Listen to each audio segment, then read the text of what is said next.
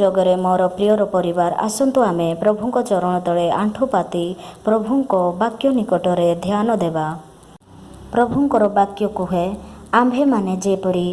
पाप प्रति मृत होई धार्मिकता निमंते जीवन यापन करू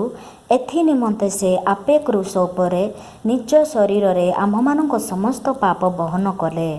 ताहांको प्रहार रे तुम्भे माने सुस्थ होइअछ।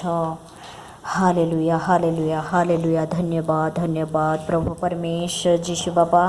तुमको धन्यवाद दौछि पिता प्रशंसा आराधना पाइबा को यज्ञ परमेश्वर जीशु बाबा तुमर महिमा हो पिता तुमर स्तुति हो प्रभु यीशु। हालेलुया प्रभु जीशु बाबा दयालु परमेश्वर प्रभु सकाळरू एही संध्या समय पर्यंत तुम उत्तम भाव आम को रखिछ एणु धन्यवाद दौछि प्रभु परमेश्वर ए संध्या समय तुमर महिमा हो तुमर स्तुति हो तुमर प्रशंसा हो प्रभु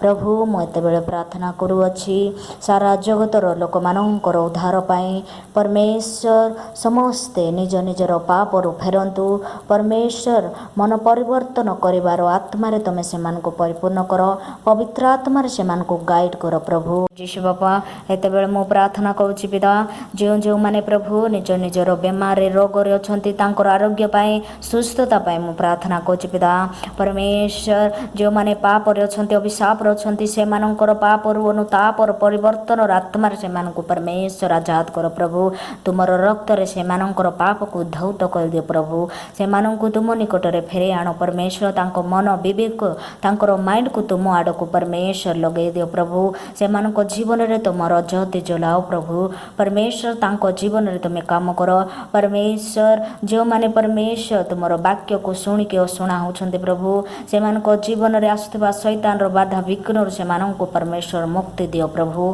परमेश्वर पवित्र आत्मा को शक्ति से मानक जीवन रे दियो प्रभु परमेश्वर पवित्र आत्मा रे से मानक परिपूर्ण कर प्रभु तुमर राज्य आसीबा पूर्वर समस्त परिवर्तन है तुमर राज्य रे प्रवेश करिवे सेही बड़ा सुजोग समस्त को दियो प्रभु परमेश्वर मन फेरेबार समय से मानक दियो प्रभु परमेश्वर समस्त को परमेश्वर दुख कष्ट रु परमेश्वर समस्त को उद्धार कर प्रभु जीशु बाबा दयालु परमेश्वर तुम्हें उद्धार करता सारा जगतर ख्रीष्ट तुम्हें ही एकमात्र न्याय परमेश्वर सारा जगतर एकमात्र परमेश्वर अट प्रभु सारा जगतर लोक मानू तुम चरण तले समर्पण करी